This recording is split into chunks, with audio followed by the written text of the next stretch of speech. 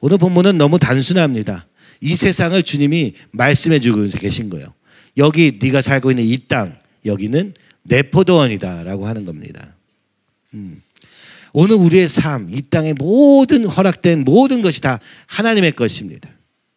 그런데 문제는 뭡니까? 그 포도원에 우리는 종로로 들어온 거예요. 주님이 잠시 살다가 가도록 이 땅을 주신 겁니다. 근데 어떻게 생각합니까? 요거 괜찮네, 이거 내 거 해야겠네 라고 생각한 농부들이 있는 것이죠. 새로 잠시 맡겨진 삶인데 이게 내 것처럼 여겨지는 겁니다. 그리고 내 거를 만들고자 하는 욕심까지 들기 시작해요. 그래서 하는 일이 뭡니까? 새해를 안 내요. 그렇죠? 일부를 달라고 하는 사람마다 잡아 때리고 결국에 죽이고, 그리고 그래서 이 땅의 주인, 이 세상의 주인이신 하나님이 그 아들 독생자 예수를 보내시는데, 그죠? 어떻게 합니까? 최후로 보내면서, 야 설마 그 주인의 아들이 보냈으면 말을 좀 듣지 않겠냐. 왜냐하면 그 아버지와 아들은 같으니까. 그죠? 설마 그런가 했는데 오히려 그때 더 욕심이 불타올라 뭐라고 합니까? 이는 상속자니 죽이자. 그러면 그 유산이 우리 것이 되리라. 아예 거꾸로 가도 그냥 세를 안 내는 정도가 아니라 완전히 찬탈, 빼앗아 버리려고 하게 된 것이죠. 그래서 그 아들을 죽이더라. 그러면서 얘기합니다. 포도원 밖에 내던집니다. 포도원 주인이 어떻게 하겠느냐. 와서 그 농부들을 멸하고 진멸하고 포도원을 다른 사람들에게 주리라. 바로 그 아들을 죽인 대가는 어떻게 되겠습니까? 당연히 쫓겨나겠죠. 당연히 죽임 당하겠죠. 그죠? 바로 오늘 이것이 오늘 우리의 현실이다라고 말씀하는 것이죠. 그리고 뒤에 말씀이 나옵니다. 건축자들이 버린 돌이 모퉁이의 머릿돌이 되었나니 이것은 주로 말미암아 된 것이요. 그리고 주님께서 주님을 통하여 주를 통하여 하나님께서 새로운 나라를 만드시게 되는데 그분이 바로 모퉁이의 머릿돌, 코너스톤이 되실 것이라고 말하는 것이죠. 바로 예수님으로 말미암은 새로운 하나님 나라가 생길 것을 그들에게 얘기하는 것이죠. 그러나 그 새로운 하나님 나라 전에, 그죠? 그 하나님 나라 전에 내 나라가 있는 거예요. 이 포도원 농부들 세상이 있는 겁니다. 오늘 내 세상이 있는 것입니다. 이게 포기되지 않고 예수님이라는 새로운 나라는 있을 수가 당연히 없겠죠. 그 포도원 농부들 다 내쫓아야 되니까. 그래서 이 마가복음 12장부터 나오는 내용들을 쭉 보면 뒤에도 이따 보겠지만 어떻게 됩니까? 결국은 다 죽게 된다. 종말이 오게 된다. 마지막 때가 오게 된다. 심판이 있게 된다. 당연한 겁니다. 왜냐? 포도원 주인의 아들을 죽였기 때문에. 그죠? 맡겨진 포도원 농사도 제대로 안 했을 뿐만 아니라 이제 죽이기까지 했기 때문에 그 대가를 피할 수 없다. 이렇게 얘기하시는 게 마가복음 12장의 내용입니다. 이것은 이 뒤에 나오는 모든 얘기에 아주 기초적인 그림을 제시하고 있어요. 이것이 전제되어 있기 때문에 그 다음 얘기들이 다 가능한 것이죠. 자, 이번에 설날을 맞이하면서 저 혼자, 그죠? 사실은 요 전주부터 계속 새벽 3시면 또 일어나게 되는 거예요. 뭔가 하나님이 지금 뭔가 원하시는 게 있는데, 그죠? 뭔가 하나님이 말씀하시고 싶은 게 있으신 것 같은데. 근데 지금 상황으로 보기에는 뭐 괜찮아 보여요. 그래도 나쁘지 않아 보여요. 그래도 막 다 마음도 열리고 막 다 좋아 보여요. 그런데 주님이 왜 계속 깨우시는지 잘 모르겠다 이런 생각이 들었습니다. 주님 뭘 말씀하려고 하시는 건가요? 그렇게 계속 기도하면서 지내보면서 주님이 뭔가, 그죠? 우리의 영역 아래에 있는 것보다 더 큰 얘기를 하고 싶으신 것 같다. 그죠? 가정을 이루고 교회를 이루고 이 교회 사역들이 조금씩 이렇게 될 때 다 되었다라고 멈추고자 하는 우리의 마음들이 있다는 생각이 들었고, 주님의 뜻에게 온전히 그러니까 주님은 사실 우리하고 너무 격차가 커서 그 주님의 뜻을 우리가 가늠도 못하잖아요.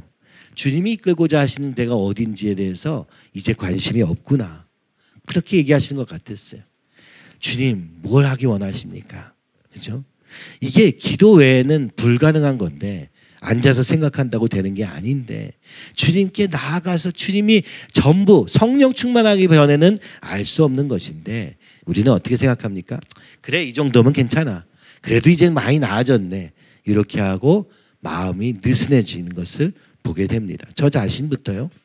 그러다 설날을 맞이했는데 설날을 지내면서 오늘 이 예수님의 이야기가 더 많이 와닿게 돼요. 쟤는 한편에 굉장히 뭔가 그죠? 기초가 없는 것 같은 그런 생각이 들어요. 이번에도 설날에 딱 되자마자 이제 서울에 남아 있는 청년들 생각을 하게 돼서 그래서 저희 집에 다 초청을 했습니다. 20명 가까이 되더라고요. 부모도 있고 다 있는데도 그죠? 정말 이 자녀들을 사랑하는 부모, 정말 이 자녀들을 위한 부모 별로 없잖아요. 그죠? 내 살기도 바쁘니까. 그래서 여기 또 와 있는 걸 보면서 야 얘네들 어떡하냐 이런 생각이 들었어요. 또 부모님이 믿지 않아가지고 홀로 고군분투하며 믿음 생활을 유지하고 있는 우리 청년들 보면서 또 마음이 짠하더라고요. 왜 불렀냐? 아 목사님이라면 다 불렀을 텐데 이런 생각이 먼저 들었어요. 설날을 맞이하니까 그죠? 옛날 생각이 많이 납니다. 아침부터 저녁까지 이 사람 불렀다 저 사람 불렀다 이 사람 불렀다 저 사람 불렀다 이 사람 불렀다 저 사람 불렀다 하면은 설날이 다 끝나요. 뭐 남들은 뭐 그죠? 해외여행도 가고 그런데 그런 사람도 거의 사신 적이 없어요. 왜냐? 오늘 우리 성도들을 만나서 그들의 삶을 어떻게 말씀 안에 살는지. 그렇다고 뭐 많이 말씀하신 것도 아니에요. 대부분 밥 먹고 또 얘기하다가 어느 순간 어떤 이야기들, 그죠? 때로 심각한 이야기들도 많이 하셨던 것 같아요. 그 시간이 많지는 않았지만 그런 기회들이 되게 많았다는 생각이 듭니다. 그래서 저도 그 일을 해야겠다라고 생각해서 불러서 이제 청년들을 모았는데 뭐 심각한 얘기는 못하고 게임하다가 그죠? 그렇게 시간을 보냈는데 그래도 그게 필요하다라는 생각이 들었어요. 우리 가족들도 마찬가지죠. 목사님이 안 계시니까 아 그걸 받아줄 사람이 없구나 그런 생각이 들었어요. 저 자신도 어디에다 기초를 둬야 될지 모르겠다는 생각이 드는 거예요. 내가 잘하고 있는지 괜찮은지 그죠? 아 생각해 보니까 뭐 최근에 와서는 제가 맨날 여기 나와서 얘기하고 막 그러니까 사실은 그렇게 크게 뭐가 부족하다고 생각한 적이 저한테는 없었던 것 같은데 이번 설날을 지내면서는 그게 뭔지를 알았어요. 뭡니까? 사랑으로 긍휼로 모두를 베풀어주고 그죠? 다 기댈 수 있는 그런 반석과 같은 예수님이 왜 반석인가? 그죠? 반석은 반석만 가지고도 의미가 없어요. 반석 위에다 뭘 쌓을 때 의미가 있잖아요. 더 이상 꺼지지 않는 땅 그게 없구나 그런 생각이 들었어요. 그래서 그게 무엇이었는지 사실은 굉장히 혼자 많이 생각해 보곤 했습니다. 사역도 뭐 우리의 관계도 더 나아진 것 같고 우리 집사님들이 또 그러니까 어제같이 그죠? 청년들도 다 모으고 교인들 다 모아가지고 교회에서 그냥 다 같이 바베큐도 먹고 막 이런 게 너무 감사했어요. 근데 어제 집사님들하고도 얘기하면서 야 목사님 계셨을 때 이러면 얼마나 좋은가. 그때는 안 그랬으니까. 다 그랬더니 어떤 분이 그러시더라고. 원래 그런 거야. 그래서 원래 그런 한 사람이 있는 거야. 뭐 이런 얘기를 하시는데 맞아 진짜 그렇구나. 너무 감사해요. 우리 집사님들이 다 같이 그것을 채워가려고 애써 주시는 게 너무 감사하고 우리 한 사람 한 사람을 위해서 식사 대접해 주시고 막 그런 게 전 너무 감사해요. 저도 마찬가지 마음이니까 우리가 다 같은 마음으로 그 자리를 메꿔가면서 지금 성장해 가고 있다는 생각도 들었습니다. 한 사람이 이렇게 중요하다는 거 여러분 생각해 보신 적 있나요? 저도 우리 이번에 청년들을 만나면서 제가 많이 생각했던 게 있어요. 뭐냐면은 아, 나는 왜 그렇게 모든 걸 하고 싶었고 할 힘이 있었을까? 근데 왜 우리 청년들은 아무 의지도 없고 아무 어떤 목표도 없는 그럴까? 그 생각을 하다가도 제가 결론에 이른 것은 무엇이냐면 아 나는 어머니가 맨날 그죠? 저는 듣기 싫은 얘기였지만 너는 앞으로 뭐 어머니는 직접 얘기하신 적이 별로 없어요. 제가 너무 싫어하니까 어릴 적에만 좀 하다가 중학교 때부터 많이 들었거든요. 초등학교 때도 엄청 많이 들었던 것 같아. 너 혼자 있으면 너 혼자 있는 게 아니라 예수님이 항상 함께 있는 거야. 천사가 항상 함께 해서 널 보호해 줄 거야. 이런 얘기를 하고 꼭 전도하러 가셨거든요. 저는 그 얘기가 뭐 보이지도 않고 그러다가 어느 날은 제가 그랬다고 하더라고요. 꿈 자고 일어나서 와가지고는 엄마 너 천사를 봤어. 내 옆에 있어. 막 그랬다는 거예요. 여러분 저는 기억이 아예 안 나요. 근데 또 그 얘기를 또 계속하죠. 5살 때 그랬다고 그러는데 저는 그래서 믿었던 것 같아요. 천사가 날 돕고 있구나. 그렇게 말이죠. 모든 시도를 할 때마다 해봐라. 그죠? 또 실패. 그래도 못 본 척하기도 하고 또 격려하기도 하고 이 바탕이 있었구나. 그죠? 누군가 받아주는 사람 없이 사람이 제대로 살 수 있는가 하면 없습니다. 이거를 잘 이해 못하기 때문에 우리는 어떻게 생각해요? 똑똑하면 잘 살 수 있는 것 같아. 방법이 이러면 될 것 같아. 저러면 될 것 같아. 뭐 이러면 감정이 뭐 이렇게 되면 의지를 뭐 의지적으로 어떻게 하면 그럼 인생이 바뀔 것 같다고 생각하는데 사실은요. 누군가 받아주는 한 사람이 필요한 것 아닙니까? 오늘 예수님은요. 바로 그 자리에 있었던 거예요. 온 인류의 죄악을 감당하는 그 자리에 계셨던 거예요. 그게 감당이라는 말이 그래서 있는 거구나. 제가 이번 이 설 연휴를 보내면서는 되게 생각이 많이 나오더라고요. 가장 인생의 기본적인 질문은 무엇이냐? 오늘 나의 토대는 어디 위에 있는가? 그죠? 반석 위에 있는가 모래 위에 있는가의 차이가 있다는 것을 알게 되었고 그죠? 우리는 이 믿음이라는 건 가장 근본적인 질문을 하고 있다는 것을 우리는 잘 모르는 것 같아. 그래서 돈은 어떻게 벌라고 뭐 이건 어떻게 하라고 결혼은 어떻게 하라고 맨날 이렇게 부수적인 질문들 내가 알아서 해결해야 되는 질문들을 다 주님께 맡겨놓고 근데 가장 근본적인 질문은 하지 않은 채 아, 이 정도면 됐다. 아, 이제 가정도 안정됐고 직장도 안정됐으니 이제 기도할 게 없어요. 그죠? 오늘 교회도 사역도 이 정도 되었으니 기도할 게 없어요. 굉장히 표면적인, 그죠? 아주 표면적이까지는 않지만 근본적이지는 않은 그런 질문들 속에서 우리는 안주하게 되는 것 같습니다. 여러분, 우리 한국이 아시안컵 우승을 목표로 했는데 떨어져서 얼마나 여러분 마음의 상심이 큽니까? 1등을 해야지. 그런 줄 알아.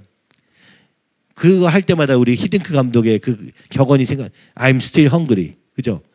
막 되게 멋있잖아요. 막 엄청 이길 수 없는 팀을 이겨놓고도 여전히 승리에 목마르다. 오늘 우리가 주님에 대해서 그렇게 목마르다면 우리의 삶은 진짜 바뀔 겁니다. 그렇죠? 정말 주님 앞에서 이것만 가질 수 있다면 우리의 삶은 진짜 바뀔 거예요. 근데 주님에 대해서는 너무 유치해. 대학 들어갔어? 아, 이제 끝. 교회 기도 안 해도 돼, 이제. 야, 다 됐어. 야, 이제 결혼했어? 다 됐어. 이제 이런 문제 있었는데 없어졌어? 됐어, 이제. 주님 잠깐 쉬고 계세요. 저 혼자 말 살다가 문제 생기면 그때 올게요. 이렇게 예수님을 바꿔버리니까 근본적인 해결이 안 되는 거죠. 이번에 여러분 비프라는 드라마가 그죠? 골든글러브 3관왕에 에미상 3관왕 8관왕 했잖아요. 한국계 그죠? 이 얘기를 이걸 보라는 얘기는 아닙니다만 이 이야기의 주제가 너무 재밌었던 거예요. 미국에서 한국 사람은 굉장히 그죠? 별거 없는 사람들이에요. 솔직히는 그죠? 한국계 미국인의 삶을 다룬 이야기인데 그 한국계 미국인이 주인공이 되어서 나온 이야기라는 얘기를 들었어요. 근데 이 비프라는 말은 뭐냐면 싸움, 화냄 그리고 우리나라에서는 그래서 성난 사람들이라고 표현을 한 거예요. 이제 미국에 사는 한국인이니까 어떻겠어요? 온갖 멸시천대 그죠? 보이지 않는 말로는 안 하지만 이 드라마가 왜 이렇게 인기가 좋았냐면은 한국 사람은요 무슨 말을 시키면은 말을 안 하는 거예요. 그리고 맨날 웃는데요. 미국 사람들이 생각하는 한국 사람이 이래요. 뭐 이렇게 질문을 했어. 근데 하하하 막 웃으면서 우리가 이렇게 넘어가듯 웃기만 하니까 왜 웃어? 이런 생각이 드는 거예요. 그 사람들한테는. 너 화가 난 거 아니야? 그래도 또 웃어. 그래서 야 쟤네들 이상하다. 화도 낼 줄 모르고 표현도 못하고 답도 못하고 이렇게 느낀다는 거죠. 근데 이 드라마에 있는 한국 사람은 화를 엄청 내. 표현도 할 말 다 해. 못할 말 할 말 다 해. 그죠? 이런 삶이 너무 충격적인 거예요. 그죠? 그래서 그 고정관념을 깨는 모습 속에서 무엇을 나타내고 했느냐. 그죠? 현대인의 고독의 문제를 다루기 시작합니다. 사실은 저도 그런 생각이 들어요. 우리가 이렇게 많은 사람들 속에 있고 많은 관계들 속에 있지만 때로는 고독하지 않습니까? 때로는 혼자 있다고 느껴지지 않습니까? 이게 역설적인 거예요. 수많은 사람들, 인스타그램을 비롯해서 페이스북 뭐 소셜 해가지고 막 수천 명의 팔로워가 있고 수만 명의 팔로워가 있든 수백 명의 친구가 있든 그 상관없이 내 진짜 얘기는 할 수가 없는 그 현대인의 고독의 문제, 특별히 한국계 미국인으로서 느끼는 그 모든 감정들을 굉장히 일반화해서 표현하고 있는 것입니다. 무엇보다 계급, 그러니까 부자와 또 가난한 사람 사이에서의 문제, 또 성공한 사람과 그렇지 못한 사람 사이에서 이 이야기들을 다 끌고 있는데, 참 놀라운 거는 이 드라마의 시작은 뭐예요? 운전하다가 열받은 사건 하나로 인생이 초가상간 다 태워먹는 이야기처럼 흘러가는 주제로 되어 있습니다. 그렇죠? 결국 이 현대인의 고독의 문제가, 그죠? 이 나는 누구고 나는 어디쯤 있는가 하는 정체성의 문제가 어떤 한 사건, 운전하다 열받는 한 사건에 의해서 폭발해가지고 나타나는 일들, 그죠? 특별히 두 주인공, 남자와 여자 주인공이 엄청 싸우면서 막 온 인생을 걸고 싸우거든요. 근데 그 중에서 이 두 사람이 결국은 같은 사람이었던 거예요. 결국은 외롭고, 결국은 답이 없고, 결국은 화가 나고, 결국은 해결할 수 없고, 맨날 우리말로 하면 을의 자리에서 당하기만 하는 삶이니까 서로가 운전하다가 한번 화났는데 마치 자기가 분노해야 될 대상들에게 화내는 것처럼 같은 사람들끼리 서로 화를 내다가 인생을 말아먹는 이야기의 구조를 가지고 있는 것이죠. 같은 부류 사람들 속에 있는 그 애환을 표현하고 있는 드라마로 굉장히 성공적이었다고 말하는 것이죠. 그래서 상을 그렇게 휩쓸었습니다. 사실 그 주인공들의 자기 삶의 얘기가 다 들어가 있대요. 아시아인들만 나오고 있는 드라마인데 그들이 겪은 불합리함, 분노, 억울함, 막 이것들이 다 짬뽕이 돼서 그 이야기가 각자 개인의 이야기를 많이 넣었다고 하더라고요. 근데 이 이야기는 어떻게 끝이 나느냐? 결국 서로가 공감하고 불쌍히 여기고, 그리고 그 사랑 안에서 해결될 수 있다는 가능성을 남긴 채로 끝나게 됩니다. 비록 운전하다가 화가 나가지고 시작된 걸음이었지만 결국 그 속에서 본 것은 내 분노가 얼마나 큰가 하는 것뿐이었던 거예요. 그죠?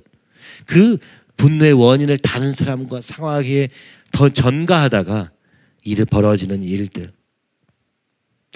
여러분 왜 이렇게 되는지 아십니까? 제가 앞에 얘기했던 것처럼 누군가 나의 마음을 알아주고 그리고 그것을 받아줄 사람이 없어서 이렇게 되는 것처럼 보여지는 것입니다. 예수님이 오늘 십자가에서 죽으셨다는 사실은 이 한 가지를 보여주고 있는 것입니다. 우리끼리 화가 나가지고 서로 싸우고 다퉈봐야 답이 없어요. 어차피 똑같거든요. 차이가 있죠. 계급의 차이. 부자냐 가난하냐, 성공했냐 아니냐, 뭐 어떤 나라 사람이냐, 차이가 있습니다만 인생의 근본적인 문제는 서로 차이가 생겨서 있는 게 아니라 이 인생 자체가 하나님을 떠난 순간 답이 없기 때문에 문제가 되었다는 사실을 우리는 모른 채 서로에게 대고 잘 해봐라 라고 하기도 하고 난 못한다 하기도 하고 그러면서 싸우면서 사는 그 갈등만 있는 삶, 그 갈등으로 인한, 그죠? 괴로움만 가지고 있는 삶이라는 것이죠. 여러분 남편과 아내가 싸운다고 생각해 보십시오. 아까도 우리 여기 앞에서 고부간의 갈등에 대한 얘기를 하고 있더라고요. 시어머니와 며느리 어디에 맞춰야 되냐, 우리나라 형제들 얘기하고 있었어요. 여러분 어디에 맞춰야 됩니까? 시어머니에 맞춰야 됩니까? 아내에 맞춰야 됩니까? 답을 아시는 분 혹시 답이 있어요? 어디에 맞추셔야 돼요? 아내에게 맞춰야 돼요? 여러분 그래서 주님 뜻대로 못 사는 겁니다. 주님 뜻에 맞춰야 됩니다. 그게 주님 뜻인가? 정말 주님 원하시는 게 뭘까? 저도 아내에 맞추다가 길을 잃었던 사람으로서, 그죠?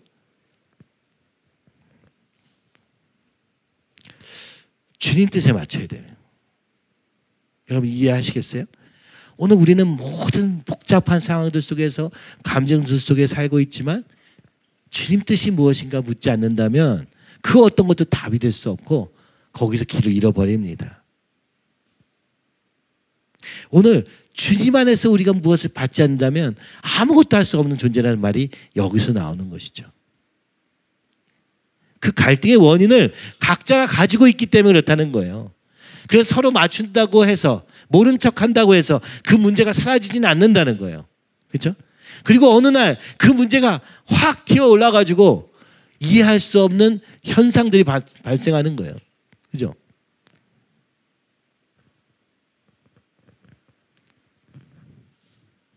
어떤 사람은 예민하게 이런 문제들이 막 화를 내고 막 이런 사람이 있고 어떤 사람은 그래 괜찮을 거야 괜찮을 거야 괜찮아 괜찮아 이렇게 하는 사람. 이 둘도요 살기가 너무 힘든 거야. 그죠? 그럼 어떻게 해야 됩니까? 둘이 깊은 대화를 하면 됩니까? 어제도 그런 얘기 좀 했었는데 안 되더라. 왜냐하면 각자가 안 바뀌는 한 그게 사실에 대한 문제가 아니니까. 그럼 어떻게 해야 됩니까? 누군가 주님한테 맡겨야 됩니다. 우리의 온갖 더러운 죄라는 건 뭐 행동의 죄만 아니라 이 감정과 이것들을 누군가는 주님께 맡겨버려야 돼요. 십자가에 맡겨버려야 돼요. 십자가에 맡긴다는 거는 십자가에 맡겼기 때문에 내가 그 십자가를 지는 거잖아요. 그죠? 이해 가세요? 둘이 엄청 싸워 맨날. 그러면 어떻게 해야 돼요? 한 사람이 져줘야 되는데 져줄 수가 없어. 지금은 져주는 것 같은데 나중에 열받아가지고 한 번에 쏘아가지고 폭발할 거잖아요. 누군가는 이 부조리한 상황에서 주님께 가야 됩니다. 주님의 십자가가 바로 그 소망이라는 것을 붙잡는 사람이 없으면 이 문제는 절대 해결되지 않아요. 그죠? 그래서 예수님이 십자가에 죽으신 거예요. 온갖 인류의 분노와 그죠? 그거를 다 당하신 거예요. 채찍으로. 그리고 십자가에 못 박히기까지. 죽기까지. 우리는 절대 안 죽습니다. 여러분, 여러분의 자녀를 위해서도 안 죽잖아요. 누구를 위해서도 안 죽어요. 우리는 근본적으로 그죠? 이기적일 수밖에 없어. 살려니까. 나도 외롭거든. 나도 힘들거든. 그러니까 어떻게 됩니까? 나밖에 모르게 됩니다. 오늘 그래서 우리의 눈을 돌려서 주님께로 가지 않는 한 이 문제가 해결되지 않는 거예요. 그래서 주님도 오셔서 십자가에서 죽으실 수밖에 없었던 거예요. 아무리 우리가 좋게 설명한다고 해서 예수님을 당신이 하나님의 아들이시군요 라고 받을 사람은 1도 없어요. 각자 자기 나름대로 이유로 이 예수님을 죽이게 되는데요. 이 다음에부터 그 이야기가 쭉 나옵니다. 각각의 한계 안에서 예수님을 보게 된 거예요. 첫 번째가 누굽니까? 바리새인과 헤롯 당이에요. 이들은요 사회 지도자층이야. 한마디로 정치인이에요. 그죠? 헤롯 당. 로마를 아주 적대시 여기고 독립이 인생의 목표야. 그죠? 그래서 이들이 와가지고 예수님한테 이렇게 물어봅니다. 예수님의 정치적인 성향을 파악하려고 했는지 몰라요. 아니면 예수님을 쓰러뜨리기 위해서 얘기했는지도 몰라요. 가이사에게 세금을 바치는 것이 옳으니까 옳지 않으니까. 아니 로마 황제한테 세금을 내도 되겠습니까? 라고 묻는 거예요. 아마 그들에게는 뭐 죽고 사는 문제였을 거예요. 이 세금을 어떻게 하느냐가. 그죠? 정치적으로 좌냐 우냐를 가로지르는 가장 중요한 질문이었는지도 몰라요. 근데 주님은 이렇게 얘기합니다. 외식하는 자들아. 겉밖에 못 본다는 거죠. 그러면서 어찌해 나를 시험하느냐. 하나님을 시험하시기 위해서. 우리는 오늘도 내 정치적인 성향으로 하나님을 시험하고 있는 거예요. 그죠? 오늘날은 이게 너무 이제 일반화되어 있어가지고 예수님이 누구신가? 예수님은 왜 십자가를 지실 수밖에 없었느냐는 질문을 하지 않아요. 어떤 질문을 합니까? 예수님은 좌냐 우냐 이렇게 기준. 예수님이 기준이 아니고요. 정치적인 성향이 기준이에요. 문제를 해결하는 방식이 기준이에요. 저는요 그렇게 생각하지 않아요. 주님은 주님의 뜻대로 하실 것입니다. 그게 좌냐 우냐는 중요한 게 아니에요. 그죠? 근데 여기서 그래서 예수님 뭐라 합니까? 가이사의 것은 가이사에게, 하나님의 것은 하나님께.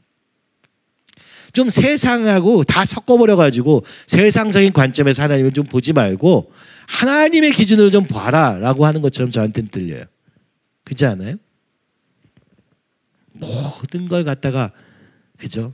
내 기준 안에 넣어버리려고 하는 그들은 바로 헤롯 당과 바리새인이었습니다.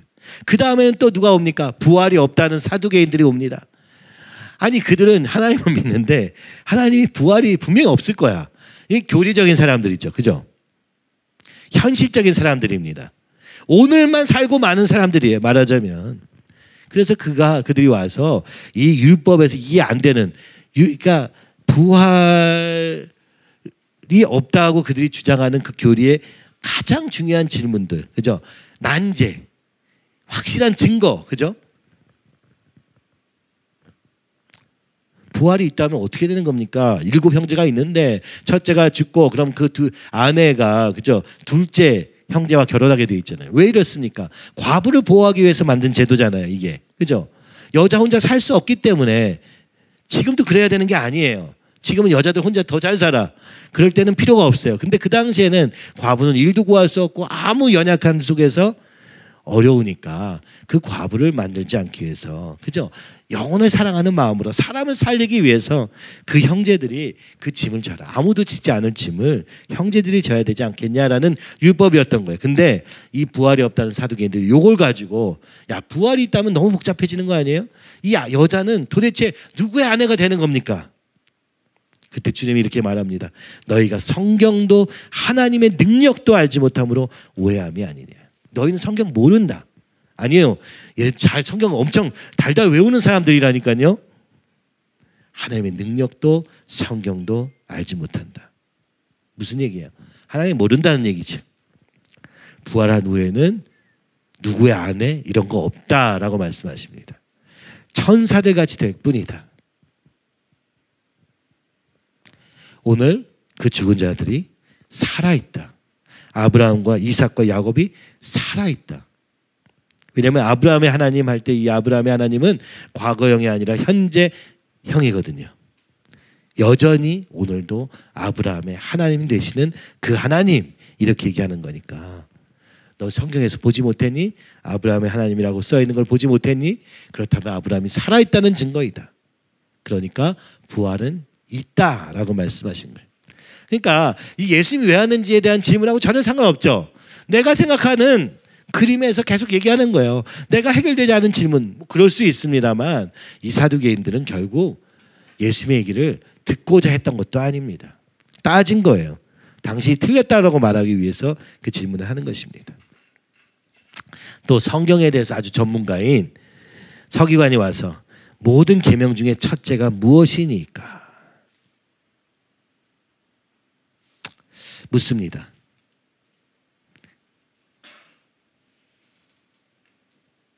12장에 쭉 이 얘기가 나오는 거예요. 그죠? 그때 예수님이 이스라엘아 들으라.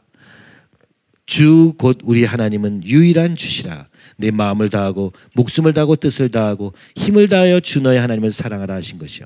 이게 신명기 6장에 있는 말씀이죠. 나중에 일단 한번 읽어보면 좋겠는데요. 둘째는 이것이니 내 이웃을 내 자신과 같이 사랑하라 하신 이것이라. 이보다 더 큰 계명이 없나이다. 그렇게 얘기했더니 서기관이 아 예수님 정말 이 말씀에 대해서 잘 아시는구나. 선생님이여 올소이다. 하나님은 한 분이시요 그 외에 다른 이가 없다 하신 말씀이 참이니이다. 또 마음을 다하고 지혜를 다하고 힘을 다하여 하나님을 사랑하는 것과 이웃을 자기 자신과 같이 사랑하는 것이 전체로 드리는 모든 번제물과 기타 제물보다 나으니이다. 여러분 이 서기관은요 말씀에 대해서 잘 알았습니다. 뭐예요? 제사보다 순종이 낫다 라고 하는 얘기를 하고 있는 거예요. 그죠? 기타 번제물 사실은요 제사가 제도가 있을 때는 제사가 전부인 것처럼 여겨졌던 거예요. 그런데 이 서기관은요 말씀 자체에 대한 관심이 많았기 때문에 선지자들의 이야기를 통하여서 사무엘이 이렇게 얘기하지 않았습니까? 순종이 제사보다 낫고 듣는 것이 순양의 기름보다 낫다. 그러니까 제사 제도가 중요해요. 바로 예수님의 상징이거든요. 그런데 그것보다 더 중요한 게 뭐냐? 순종이 제사보다 낫다라고 사무엘이 했던 말씀을 이 서기관은 알고 있었던 거예요. 호세아가 이렇게 얘기합니다. 하나님의 음성을 대변하는 것이죠. 나는 인애를 원하고 제사를 원하지 아니하며 번제보다 하나님 아는 것을 원하노라. 형식에 갇혀지지 말라. 근데 물론 이 당시에는 제사가 제일 중요해요. 우리의 죄를 사할 수 있는 길이 제사밖에 없기 때문이에요. 그런데도 이 서기관은 이 말씀들을 다 알고 있었던 거예요. 그러니까 제사만 드린 게 아니라 말씀 그 자체에 관심이 있었던 것이죠. 미가서에도 말합니다. 내가 무엇을 가지고 여호와 앞에 나아가며 높으신 하나님께 경배할까? 어떻게 주님께 나가리요? 하다가 여호와께서 내게 구하신 것은 오직 정의를 행하며 인자를 사랑하며 겸손하게 내 하나님과 행하는 것이 아니냐 했던 이 선지자들의 말씀을 알기 때문에 예수님께서 그죠? 하나님 사랑, 이웃 사랑으로 정리하신 거예요. 유대인들 같았으면 그죠? 제사가 더 중요하다고 생각했지 않았겠습니까? 율법을 지키는 것이 더 중요하다고 생각하지 않았겠습니까? 그래서 그에게 말합니다. 네가 하나님의 나라에서 멀지 않도다. 근데요, 서기관들의 그 다음에 보면 서기관들이 그죠? 또 묻습니다. 그 말씀을 아는 자들이 그리스도를 다윗의 자손이라 하는 이유가 무엇이냐라고 묻습니다. 그런데 사실 다윗은 그 주를 주라 불렀다. 그죠? 그리스도를 주라 불렀다는 말씀을 하시면서 이 예수님이 누구신가를 드러내고 계신 거예요. 그분은 하나님이시다. 그죠? 다윗의 자손이지만 다윗의 주님이시다라고 얘기하면서 그러면서 서기관들을 삼가라는 본문이 또 나오게 되는 거예요. 그죠? 그렇지만 이 서기관들로도 이 예수님이 하시고자 하는 일의 결과에 이를 수 없다. 왜냐? 그들은 긴 옷과 시장에서 문안받고 회당의 높은 자리, 윗자리, 그죠? 높아지기를 너무 바란다. 교만하다. 그런 거예요. 맨날 섬겨주길 바래. 나 이런 사람이야. 이건 맨날 해. 이게 서기관이에요. 그렇죠? 그러면서 어떻게 합니까? 가부의 과산. 실제로는 어떻게 돼요? 다른 사람의 도움을 받아 살면서도 외식으로 그럴듯한 얘기들이나 해요. 여러분, 이것으로는 구원받을 수 없다라고 얘기하는 거예요. 그러니까 이 여기에 나온 사람들은 다 유대인들입니다. 바리새인의 헤롯 당, 사두개인, 서기관. 그것 어느 것으로도 너희가 진짜 하나님의 뜻대로 순종할 수 없다. 그러면서 12장 마지막 절에는 두 렙돈을 드린 과부 얘기가 나옵니다. 결국 뭐예요? 전부 주님께 드린 사람이 답이다 라고 얘기하는 거 아니겠어요? 전부 하나님께 드리는 사람이 답인 거지. 야, 바리새인, 서기관, 뭐 정치적인 어쩌고 저쩌고 하는 거 다 필요 없고 너 진짜 하나님께 전부 드리겠느냐? 이렇게 묻는 거 아닙니까? 여러분, 오늘 주님이 우리 얼마나 놀라운 분이신지, 하나님이 얼마나 놀라운 분이신지, 우리가 만약 전부를 드릴 수 있다면 주님께서 얼마나 놀라운 일을 하실 텐데 각자의 한계 안에서 이건 이러니 저건 저러니 아무 소용없습니다. 제가 오늘 얘기하고 싶은 얘기는 한 가지입니다. 오늘 하나님이 여기 이 땅을 창조하신 분이시고 우리에게 맡기셨습니다. 잘 경작하라 말씀하십니다. 근데 잘 경작할 능력이 우리에게는 없어요. 어떻게 해야 되느냐? 주님이 우리의 주인 되시지 않으면 우리는 어떤 것도 제대로 할 수 있는 존재가 아니라는 사실에서 조금 더 벗어나지 말아야 되는데 조금 된다 싶으면 우리는 거기서 벗어나기 시작하는 거예요. 이미 내 생각대로 돌아가고 있는 거예요. 그래서 기도하지 않는 거예요. 기도에는 이런 이유가 나갈 수 없느니라 주님이 말씀하시는데도 오늘 우리는 기도하지 않아요. 그죠? 저도 마찬가지. 그래서 날마다 시간이 되면 주님께 물으려고 하는 거예요. 기도한다는 건 기도의 시간이 중요하다는 게 아니라 물으냐 하는 거예요. 묻냐. 너가 모른다는 사실을 알고 묻냐. 이게 중요한 거예요. 제가 이게 너무 안타까워서 그죠? 여러분, 우리가 이 다음을 걸어가기 위해서 가장 중요한 것은 묻는 것입니다. 그죠? 나는 모른다 하고 주님께 묻는 것. 이것보다 중요한 것은 없습니다. 그리고 13장에서는 뭐예요? 모든 것이 무너지는 얘기를 합니다. 일단 성전이 무너질 것입니다.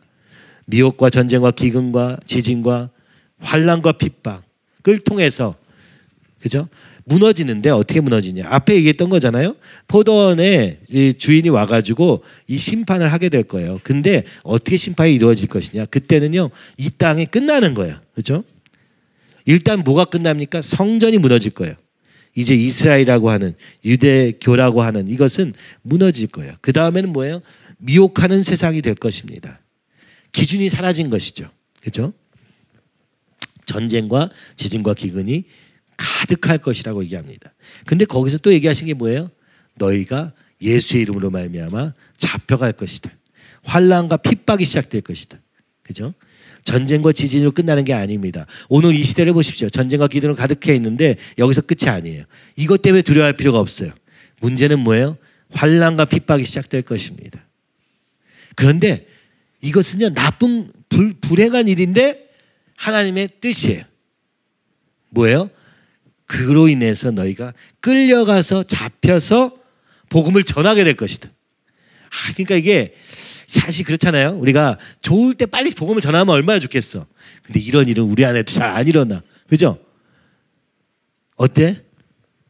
죽게 되었을 때 전하게 되는 거예요. 어쩔 수 없이 전하게 되는 거예요.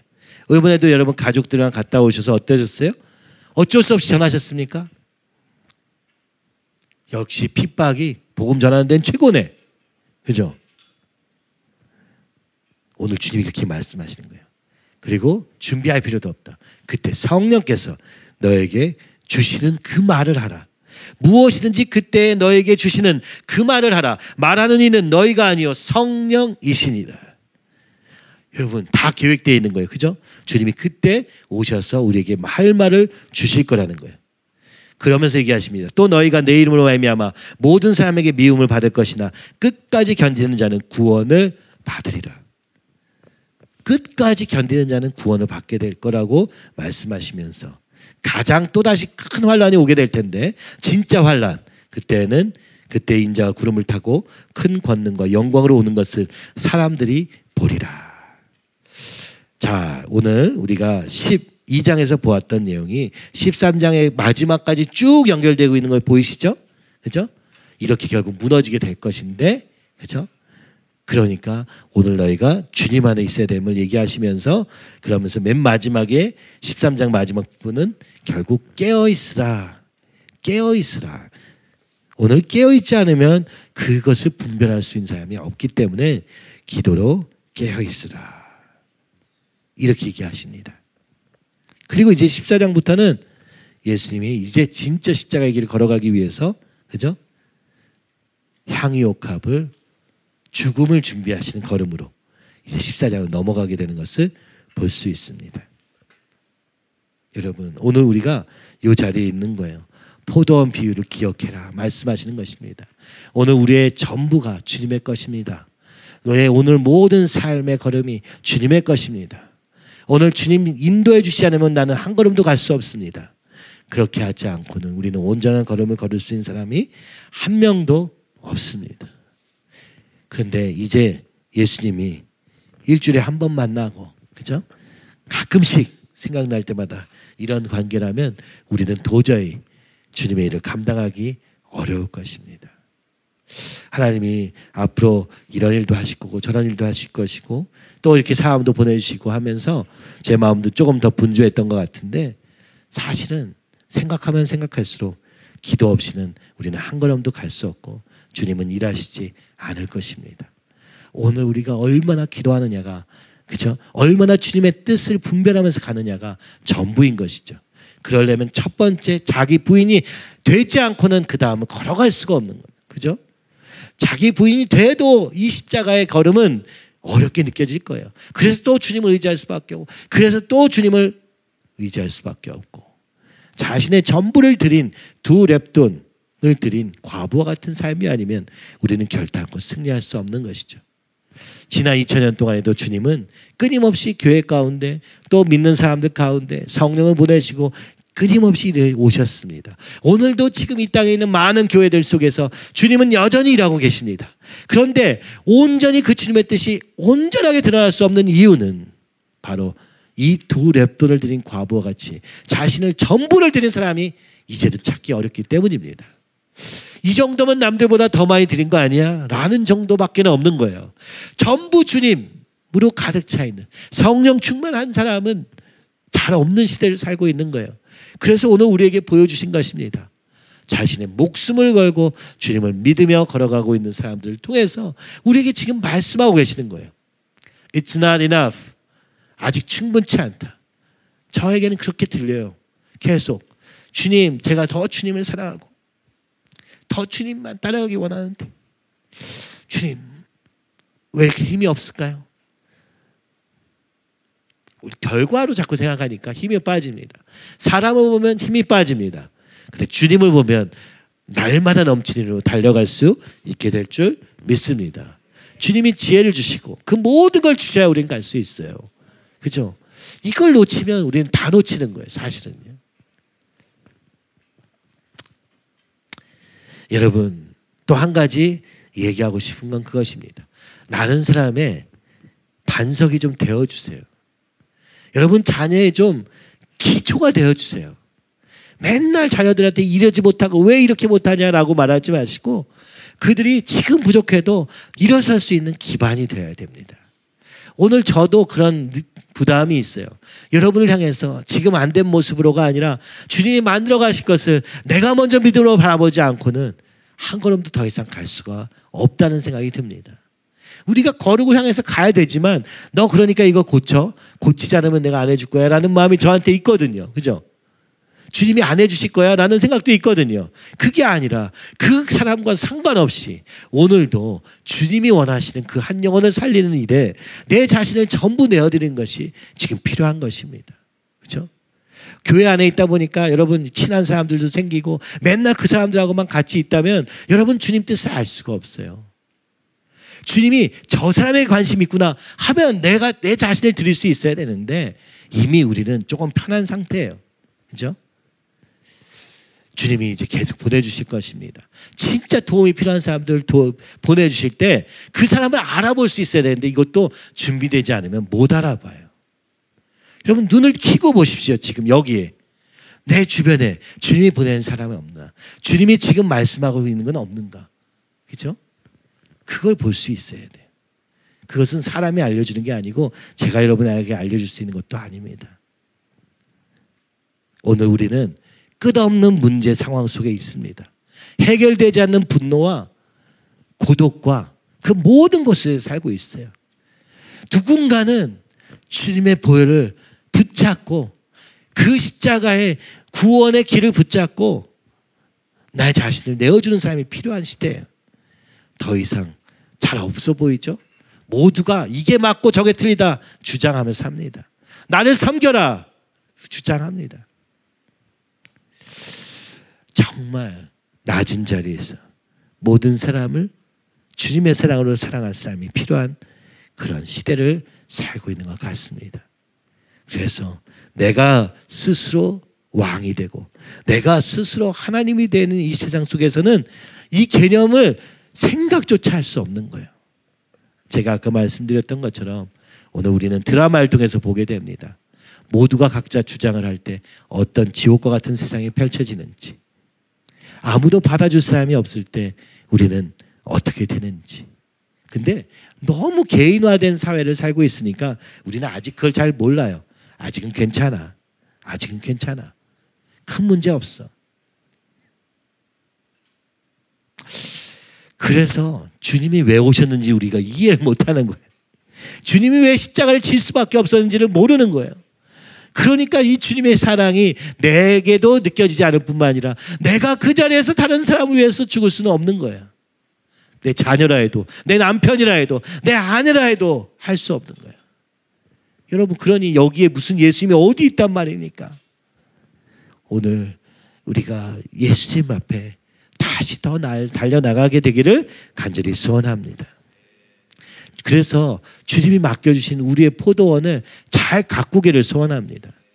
오늘 내 마음에서부터 시작해서 우리의 가정과 이 교회를 정말 아름다운 포도원으로, 그래서 이 소출을 주님께 영광 돌리며 드리는 그런 우리가 되기를 간절히 소원합니다. 교회 안에서도 그죠? 어떤 이슈가 있을 때마다 다들 화를 많이 내더라고. 평상시에 관심도 없었던 것 같은데 어느 날 갑자기 화를 많이 내.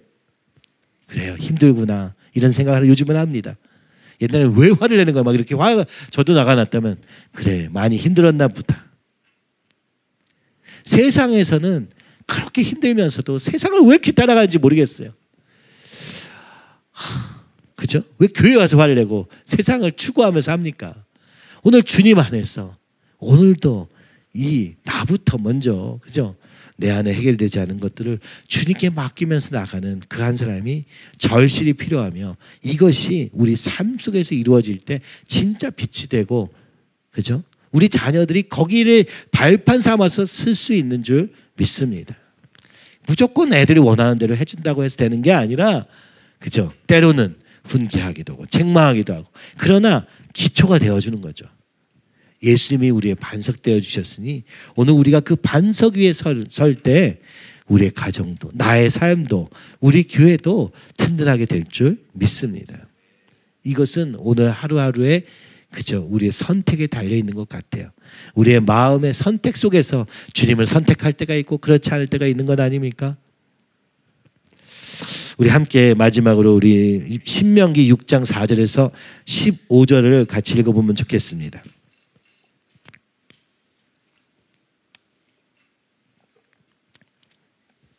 이스라엘아 들으라, 우리 하나님 여호와는 오직 유일한 여호와이시니 너는 마음을 다하고 뜻을 다하고 힘을 다하여 내 하나님 여호와를 사랑하라.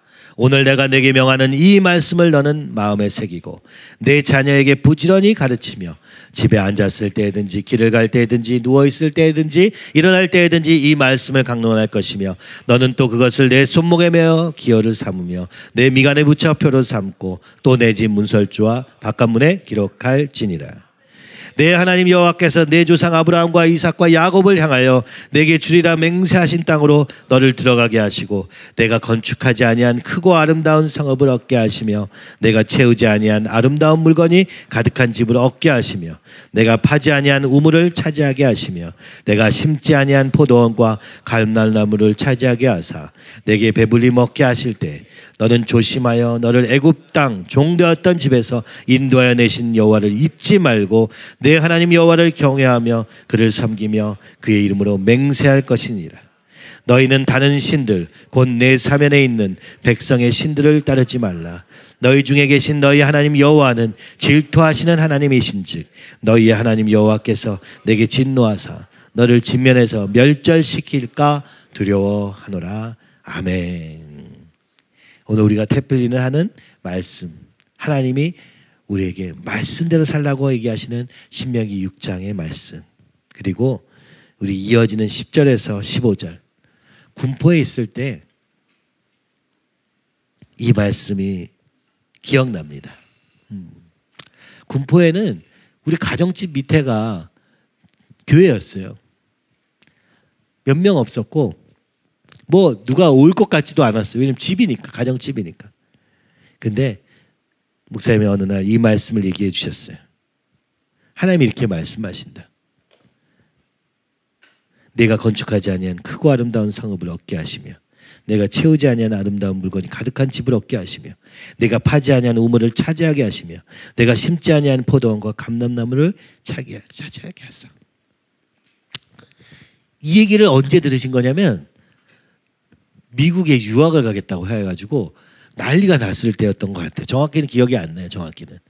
어찌됐든 너무 괴로워하면서 기도하실 때 두 가지 말씀을 받으셨는데, 한 가지는 이거였고 한 가지는 바벨론 포로의 이야기였습니다. 제가 그때 너무 이해가 안 가서 너무 화가 나 계시고 이해할 수 없는 상황 속에서 괴로워하고 계실 때 이 말씀을 얘기하시는 거예요. 건축하지 아니한 크고 아름다운 성읍, 채우지 아니한 아름다운 물건이 가득한 집. 너무 그 상황과는 반대되는 얘기였거든요. 그래서 제가 기억에 남는 거예요. 그리고 그래서 우리가 조합을 만들면서 제가 짓지 아니한 집, 하자고 한 것도 이 말씀에 기초한 것이었습니다. 그 얘기를 하십니다. 하나님은 우리의 어떠함과 상관없이 반드시 이루시는 분이다 라는 이야기가 그 얘기의 핵심이었어요. 오늘 비록 상황이 이럴지라도 하나님께서 반드시 이루실 것에 대한 소명을 가지고 기도하실 때 이 말씀을 받았다 얘기하시면서, 근데 이것이 우리 가정에 대한 얘기이기도 했는데 교회에 대한 얘기이기도 하다고 말씀하셨다고 하는 거예요. 한마디로 문제 상황 속에서 기도하다가 하나님의 뜻을 발견하신 순간이었다고 저는 기억해요. 이것이 교회에 대한 이야기구나. 그러니까 교회라는 거는요, 교회 이런 게 아니고 우리의 가정이 곧 교회고 내가 곧 교회고 오늘 우리 그리스도인 살아가는 걸음이 다 교회입니다. 그러니까 오늘도 하나님께서 비록 이 문제 속에서 기도할 때, 그죠? 답을 주신다는 거예요. 거기까지 해보지 않은 사람은 도대체 이해할 수가 없는 거죠. 눈에 보이는 것로만 표면적인 삶을 사는 사람에게는 이해가 되지 않는 거예요. 저는 지금도 공동체를 생각할 때 이 말씀이 제일 먼저 생각납니다. 그 얘기를 하셨으니까. 주님이 오늘 주님이 인도하시고 계시다는 거예요. 그러려면 어떻게 되느냐? 말씀만 따라가라. 주님만 사랑해라. 여기도 얘기하시는 거예요. 신명기. 너희가 그때, 그렇죠? 여호와를 잊지 말라고. 왜요? 잊게 될 거니까. 잊게 되니까 얘기하신 거예요. 우리는 너무 연약해서 아무리 말씀을 들어도 그대로 할 수가 없습니다. 성령이 아니고는 불가능했던 거예요. 구약의 백성들은 실패할 수밖에 없었어요. 오늘 우리도 우리의 힘으로 하려고 하면 실패할 수밖에 없어요. 근데 주님으로 가득하면 가능합니다. 오늘 말씀과 기도 속에서 완전히 변화되어서 가지 않으면 우리는 못 갑니다. 제 마음에 요즘에 그런 생각이 더 많이 들어요. 내가 더 주님을 사랑하기 원합니다. 더 주님과 가까워지기 원합니다. 왜냐하면은 순간순간 여러분도 그러시잖아요. 내가 왜 살고 있는 거지? 내가 지금 뭐 하고 있는 거지? 저는 그런 생각을 어려서부터 많이 했지만 요즘도 그런 생각을 합니다. 주님 뜻 안에 있어서 그래도 나름대로 의미를 부여잡고 살고 있지만은 이 땅에 아무 소망을 들 어떤 것도 찾기는 쉽지 않아요. 그죠? 그렇지 않습니까? 오늘 주님이 아니면 우리가 살아야 될 이유를 도대체 어디서 찾는단 말입니까? 이 근본적인 질문 앞에서 우리가 주님을 만나야 되고 그 주님으로부터 채워지지 않고는 한 걸음도 나갈 수 없다는 현실을 우리는 봐야 됩니다. 사람들끼리 좋게 지내면 괜찮은 것 같죠? 아주 표면적인 것입니다. 전혀 우리 인생에, 그렇죠? 근본적인 변화를 일으킬 수 없어요. 이런 간절한 마음이 우리에게 필요합니다. 이 간절한 마음을 겸손이라고 말하고 있는 거예요, 성경은. 교만이라는 것은 그 마음을 잃은 상태를 얘기하는 거예요. 저는 다시 우리가 이 설날을 맞이해서 겸손한 마음을 회복하게 되기를 간절히 소원합니다. 모든 일이 잘 풀릴수록 우리는 주님을 잊게 됩니다. 그래서 저는 기도합니다. 주님, 지금보다 더 잘 되었을 때 또 주님을 붙잡을 수 있는 믿음을 주세요. 주님의 뜻이 이루어지는 것을 보는 순간 실패하고 마는 것을 저는 너무 많이 봤어요. 교회들이 성전을 크게 짓고 나면 꼭 문제가 생겨요. 타락하는 일들이 생겨요. 돈의 문제가 생겨요. 모든 그런 문제가 생겨요. 왜 그런 줄 아세요? 인간이 그렇기 때문에 그렇습니다. 인간은 욕심과 탐욕으로 나도 모르게 끌려가는 존재이기 때문에 그럴 때일수록 더 기도하지 않으면 그럴 때일수록 다 놓쳐버리게 되는 것입니다. 저는 요즘에 혼자 그런 생각이 많이 들어요. 목사님이 맨날 말씀과 기도만 봐라. 다른 거 하지 말고 그것만 해라. 다른 목사님 얘기하면서 걔는 요즘 말씀과 기도를 안 하고 자꾸 행사를 하더라. 막 그러면서 안타까워 하시더라고. 제가 그 얘기를 듣는데 마치 목사님이 하시던 얘기처럼 들렸어요. 말씀과 기도를 오랫동안 보라는 얘기가 아닙니다. 오늘 우리의 중심이 오직 주님께 있도록 하는 것은 쉬운 일이 아니다 라는 얘기예요. 날마다 하지 않으면 잊어버리게 되는 것이다 라는 것을 저는 요즘 더 많이 느끼게 돼요. 그래서 이런 일도 벌어지고 저런 일도 벌어지는데 거기에 우리의 마음이 또 높아지거나 또 주님을 놓치거나 하지 않는 게 가장 중요하다고 생각이 듭니다. 그래서 그것은 나와 주님과의 관계가 얼마나 밀접하냐 밖에는 다른 기준이 없는 거예요. 여러분, 우리 자신 한번 돌아보며 주님의 말씀 앞에 다시 서고 오직 주님만, 오직 예수의 믿음으로 달려가게 되기를 간절히 소원합니다. 이것만이 우리가 다 같이 살 수 있는 길입니다. 그걸 놓치면 우리는 다 같이 원래 그랬던 것처럼 주님 없는 삶 속에서 결국은 죄로 인하여 그 각자의 죄들로 인하여 맨날 싸우고 맨날 화만 내다가 끝나버리고 말 것입니다. 오늘 주님과의 관계에 더 열심을 내는 그런 한 해가 되기를 간절히 소원합니다. 그래서 우리에게 맡겨진 이 포도원 정말 주님의 뜻대로 이렇게 세워져 가는 그런 우리의 삶, 그죠? 내 개인만 아니라 가정과 교회 다 이렇게 되기를 간절히 소원합니다.